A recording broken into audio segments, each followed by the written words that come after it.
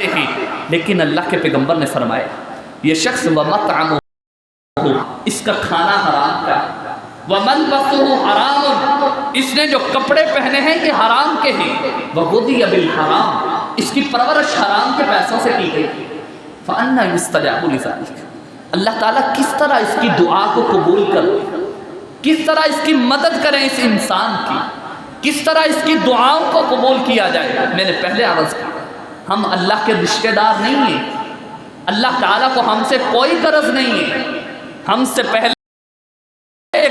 پہلے بنی اسرائیلیے تھے، اللہ تعالیٰ نے ان کے لیے آسمان کے بادلوں کو حکم دیا تھا کہ یہ جہاں جائیں ان کے اوپر سایہ کرنا، ان کے کھانے کا بندوبست آسمان سے کیا تھا، من و سلوہ اترتا تھا۔ یہ وہ قوم تھی کہ اللہ تعالیٰ نے ان کے لیے سمندر کو پھاڑ کر کے رستے بنائے تھے، لیکن اللہ کہتا ہے ضُرِبَتْ عَلَيْهِمُ الذِّلَّةُ وَالْمَسْكَنَةُ، اللہ کہتے ہیں وَالَّذِينَ جَاهَدُوا فِينَا لَنَهْدِيَنَّهُمْ سُبُلَنَا، وہ لوگ جو ہم تک پہنچنے کی کوشش کرتے ہیں، وَالَّذِينَ جَاهَدُوا فِينَا، جو اچھا بننے کی کوشش کرتے ہیں، اللہ کی طرف آنے کی کوشش کرتے ہیں، لَنَهْدِيَنَّهُمْ سُبُلَنَا، ہم ان کو راستہ دکھاتے ہیں۔ جو محنت نہیں کرتے، کوشش نہیں کرتے، اپنے آپ کو سنوارنے کی کوشش نہیں کرتے، اللہ کہتے ہیں ہم ایسی قوم کو، ایسے لوگوں کو، ایسی بستی والوں کو، ایسے گھر والوں کو میں اللہ بھی نہیں ان کی مدد کرتا، میں اللہ بھی نہیں ان کو نوازتا۔ پیارے بھائیوں، ہمیں سمجھنے کی ضرورت ہے، ہمیں سوچنے کی ضرورت ہے، دوبارہ پھر سے اس اللہ کی طرف راغب ہونے کی ضرورت ہے۔ ہم میں سے ہر انسان جانتا ہے، ہر شخص جانتا ہے کہ ہماری یہ حالت کس وجہ سے ہے، کیوں ہماری یہ حالت ہے۔ ہم نے خود جان بوجھ کر کے تھوڑے سے پیسے، فیم اور شہرت کے لیے اپنے اندر فحاشی کو عام کیا ہے، عریانی کو عام کیا ہے، چند ٹکوں کی خاطر ہم نے اپنے بیٹے بیٹیوں کو بیچ کے رکھ دیا ہے، ہم نے اپنی اولادوں کو خود یہ تربیت دی ہے کہ جائیں آپ آزاد ہیں، آپ جس طرح مرضی کریں، آپ جیسا مرضی اپنے مال کے اوپر، اپنے جسم کے اوپر جیسا مرضی تصرف کریں۔ ہم نے خود ان کی سرپرستی کی ہے، ہم نے اپنی اولادوں کو خود تباہ کیا ہے، اور ان کی اس ذرا سی فیم کے اوپر، ان کی اس ذرا سی شہرت کے اوپر ہم اپنے گھر والوں میں خود کو پتہ نہیں کتنا بڑا اور اونچا سمجھتے ہیں، حالانکہ ہم یہ نہیں جانتے کہ یہ جو پیسہ آ رہا ہے، یہ جو مال آ رہا ہے، جس کے اوپر میرا بچہ بچی اور میں پل رہے ہیں، جو ہمارے معدے اور پیٹ کے اندر لقمہ جا رہا ہے، یہ کس طرح کا، یہ حلال کا ہے یا حرام کا؟ حلال حرام کی تمیز کیے بغیر آج ہم معاشرے کے اندر صرف پیسے کی غرض میں لگے ہوئے۔ اور پیارے بھائیوں، ہم نے بالکل قرآن مجید کو اللہ تعالیٰ کہتے ہیں ہم ایسا نہیں کرتے کہ کوئی قوم اس کے اندر عدالتی نظام انتہائی سخت قسم کا، انصاف والا عدالتی نظام ہو، اس کی اخلاقیات سب سے برتر ہوں، اور میں اس کو بالکل ڈبو کر کے رکھ دوں، بالکل تباہ کر دوں۔ اللہ تعالیٰ ایسا نہیں کرتا۔ ہمارے معاشرے کے اندر، گھروں کے اندر قرآن پڑھا ہوا ہے، پڑھا ہوا نہیں۔ ہم نے قرآن مجید کو صرف اس لیے رکھا ہے کہ جب اپنی بیٹی کی شادی کرنی ہے تو اس کے سائے کے نیچے سے گزار، اور عجیب بات ہے ساری رات اسی شادی کے اوپر گانا بجانے والے اور گانے بجانے والیوں کو پیسے دینے والے موجود رہتے ہیں، ساری رات اللہ اور اس کے رسول کے احکامات کی دھجیاں اڑائی جاتی ہیں، اور پھر جب اپنی بیٹی کو رخصتی کرنے کا وقت آتا ہے تو جلدی سے قرآن مجید کو منگوایا جاتا ہے۔ اس کے نیچے سے قرآن مجید کے فائدہ ایسے قرآن مجید کے سائے کا، آپ قرآن مجید کو چوم چاٹ کر کے اوپر اپنی الماری کے سب سے اوپر رکھ دیں، کوئی فائدہ نہیں ہے۔ اور اگر اس قرآن کو پڑھا ہے، اس قرآن کی تعلیم کو حاصل کیا ہے، اس قرآن مجید کے اوپر عمل کیا ہے، اللہ کی قسم دنیا کی کوئی بھی طاقت آپ کو پاش نہیں کر سکتی۔ سیدنا ابو ہریرہ رضی اللہ تعالی، ان کا واقعہ انسان کو ایک سبق دیتا ہے۔ سیدنا ابو ہریرہ رضی اللہ تعالی کو مدینے کے گورنر بنتے ہیں، مدینے کے گورنر، اللہ کے پیغمبر کے شہر کے گورنر۔ ایک مال پڑا ہوا ہے، درہم و دینار ہے، سامنے پڑے ہوئے۔ سیدنا ابو ہریرہ رضی اللہ تعالی عنہ آنکھوں میں آنسو آ جاتے ہیں۔ کہنے لگے ابو ہریرہ اپنے وقت کو یاد کر، اور پھر اپنا واقعہ ذکر کرتے ہیں۔ کہنے لگے سارے انصاری، سارے مہاجرین وہ مال و متاع کے لیے اپنے اندر تجارت کے لیے نکل جایا کرتے تھے۔ میں ابو ہریرہ اللہ کے پیغمبر کی چوکھٹ پہ بیٹھا آئیں اور آ کر کے کوئی حدیث سنائیں، میں اس کا حفظ کروں۔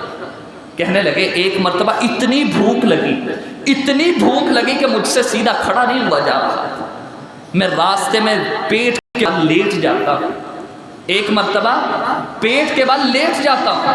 ادھر سے سیدنا ابو بکر صدیق گزرتے ہیں۔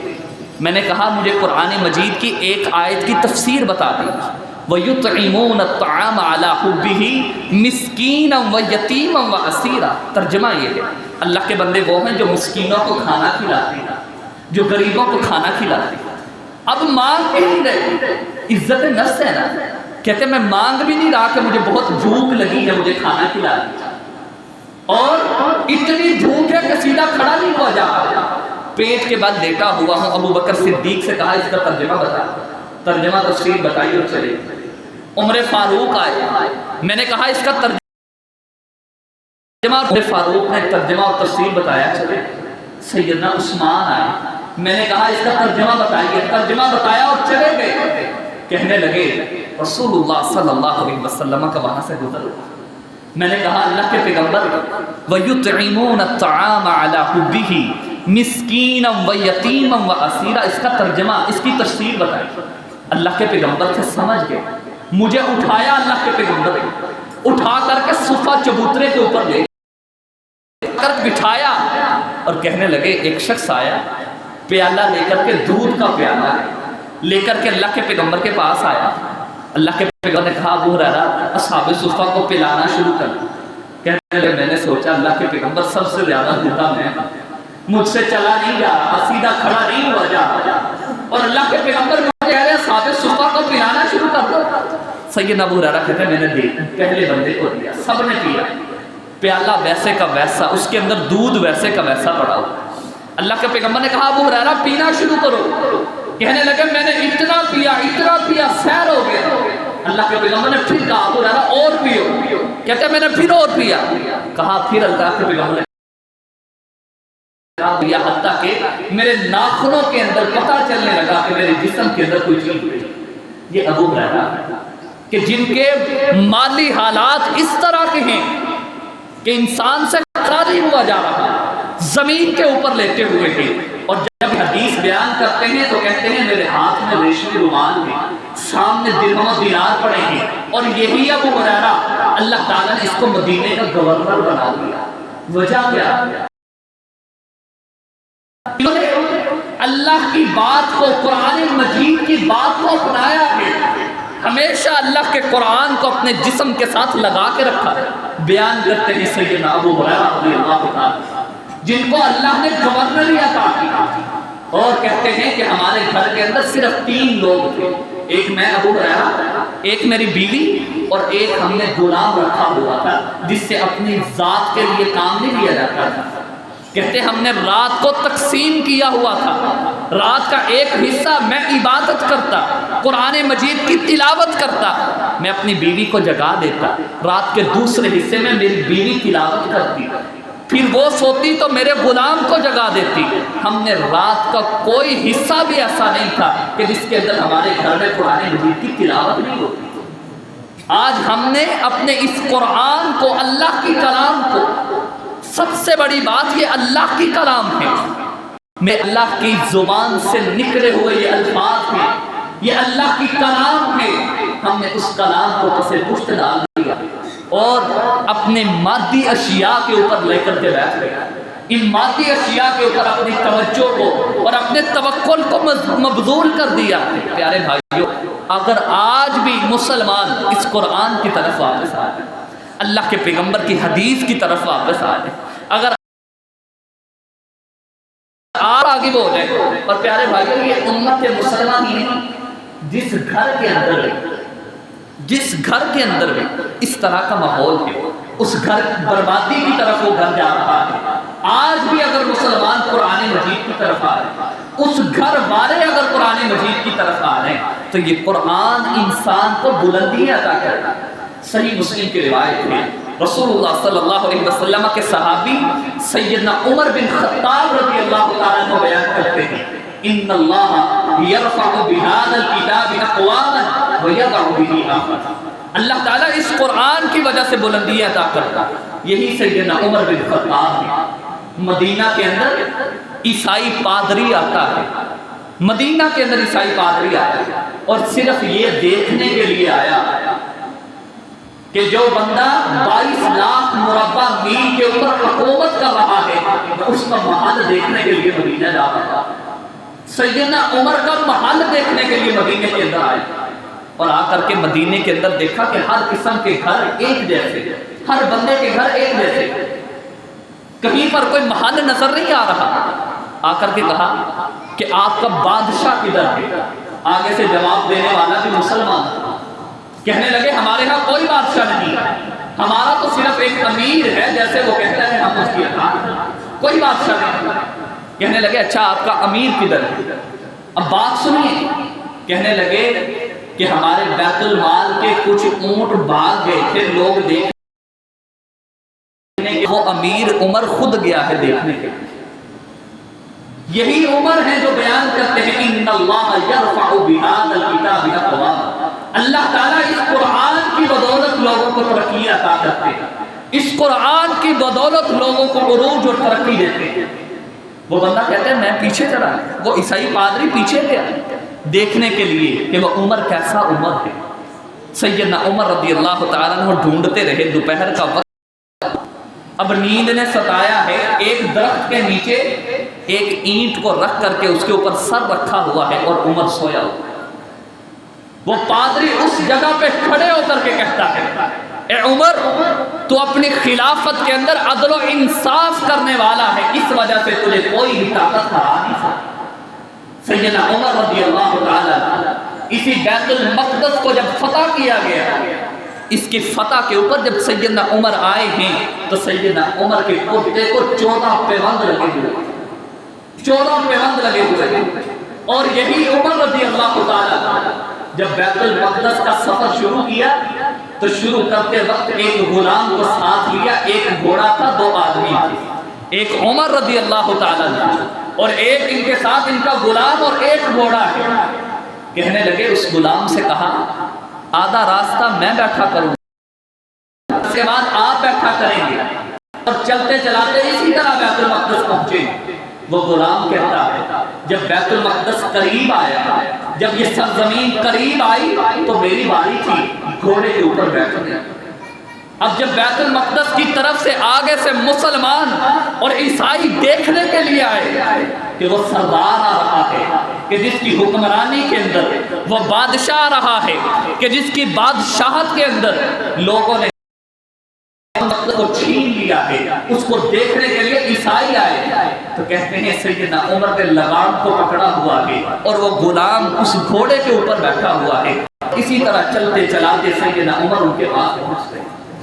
آج بھی اگر مسلمان اپنے اندر عدالت کو، عدل و انصاف کو قائم کر لیں، آج بھی اگر یہی عمر ہے جنہوں نے قرآن مجید کے اوپر مجلس شورا بنائی تھی صرف اس لیے کہ ہم بیٹھ کر کے قرآن مجید کی تفسیر کو پڑھا کریں، قرآن مجید کی تفسیر کے اندر باتیں کیا کریں گے، قرآن مجید کے احکامات کو سمجھا کریں گے، یہی عمر ہے جنہوں نے قرآن مجید کی محبت کے اندر نماز تراویح کا اعلان کیا۔ اور یہی عمر بیان کرتے ہیں ان اللہ یرفع بہذا الکتاب اقواما ویضع بہ آخرین، اللہ تعالیٰ اس قرآن مجید کی بدولت، اس کی پڑھائی اور اس کے احکامات کے اوپر عمل کرنے کی وجہ سے اللہ تعالیٰ عروج عطا کرتے ہیں۔ پیارے بھائیو، لمحہ فکریہ ہے ہمارے لیے، آپ آج ذرا غور کرنا ہے، اپنے بارے میں سوچنا ہے کہ ہم نے کبھی بھی قرآن مجید کو عبادت سمجھ کر کے پڑھا، کہ کبھی بھی ہم نے قرآن مجید کو صرف اس لیے پڑھا ہو کہ قرآن مجید کا پڑھنا عبادت ہے، اللہ تعالیٰ کو یہ پسند ہے، اللہ تعالیٰ چاہتے ہیں کہ میرا بندہ قرآن مجید کی تلاوت کرے۔ ہم نے سورہ کہف پڑھنی ہے، اس لیے اللہ کے پیغمبر نے فرمایا ہے، اور ہم نے صرف جمعے والے دن سورہ کہف کو پڑھا ہے۔ ہم نے چند قرآنی آیتوں کو یاد کیا ہوا ہے، اگر کچھ نہیں تو بدعتی لوگوں نے لوح قرآنی بنایا ہوا ہے، الف لام میم قاف اور کاف ہا یا صاد کی تصویریں بنا کر کے گھر میں لٹکائی ہوئی، ہماری دکانوں کے اندر، ہماری پلاٹوں کے اندر، ہماری بیٹھکوں کے اندر بس اس کی تصویریں لگی ہوئی ہیں۔ یہی ہمارے لیے جو ہے وہ رحمت کا باعث ہے، یہی ہمارے لیے برکت کا باعث ہے، انہی وجہ سے ہمارے گھروں میں لڑائی نہیں ہوئی۔ اللہ تعالیٰ قرآن مجید میں کہتے ہیں کہ میں نے شہد کے اندر شفا رکھی ہے، اگر کوئی شخص 1 کلو شہد لے اور اس کو اپنے جسم کے اوپر لٹکا لے، اپنے گلے میں لٹکا لے، کیا یہ شہد اس کو شفا دے گا؟ کوئی انسان اس کو بخار ہے، وہ پیناڈول کی گولی لے اور اس کا تعویذ بنا کر کے اپنے گلے میں لٹکا لے، ظاہری سی بات ہے 2 منٹ کے بعد اس کو شفا مل جائے۔ اگر ایسا نہیں ہے تو کیا قرآن مجید تعویذوں کے لیے؟ کیا قرآن مجید کا صرف یہی کام رہ گیا ہے کہ جب کبھی ہمیں ضرورت پڑے قسم اٹھانے کی تو ہم مسجد میں لے کر کے آئیں، لوگوں سے وضو کروائیں اور قرآن مجید کے اوپر ہاتھ رکھوا کر کے اپنی قسموں کو لے لیں؟ جب ضرورت پڑے قرآن مجید کی تو ہم قرآن مجید کو لے کر کے اپنے بچیوں کی رخصتی کرتے رہیں؟ جب ضرورت پڑے کسی دکان کے افتتاح کی تو کسی مولوی کو بلائیں اور بلا کر کے چند آیتیں پڑھوائیں اور نہیں پیارے بھائی، یہ رب کی کلام ہے، یہ اللہ تعالیٰ کے الفاظ ہیں۔ اس اللہ نے اس قرآن کی وجہ سے مسلمانوں کو ترقی دی تھی، اور آج ہم اسی سے پیچھے ہٹ گئے، اور یہی وہ قرآن ہے۔ اللہ تعالیٰ نے اس کے بارے میں کہا کہ اگر ہم اس قرآن کو پہاڑوں کے اوپر نازل کر دیتے تو یہ پہاڑ اس کا بوجھ اٹھانے سے قاصر تھے۔ یہ اللہ تعالیٰ نے انسانوں کے لیے اور انسانوں کی رشد و ہدایت کے لیے ان ھذا القرآن، اللہ کہتے ہیں یہ قرآن تمہیں سیدھا راستہ دکھاتا ہے، صراط مستقیم دکھاتا ہے، یہ تمہیں جنت کا راستہ دکھاتا ہے، دنیا میں ترقی اور عروج کا راستہ دکھاتا ہے۔ یہی قرآن ہے جو انسان کو دنیا میں غالب رکھتا ہے، مغلوب ہونے سے بچاتا ہے۔ اللہ تعالیٰ سے دعا ہے کہ اللہ تعالیٰ ہمیں انفرادی طور پر اور اجتماعی طور پر قرآن مجید کے احکامات کو سمجھنے کی اور فحش کلامی، فحش گوئی اور اس طرح کی گندی باتوں سے دعوانا الحمدللہ۔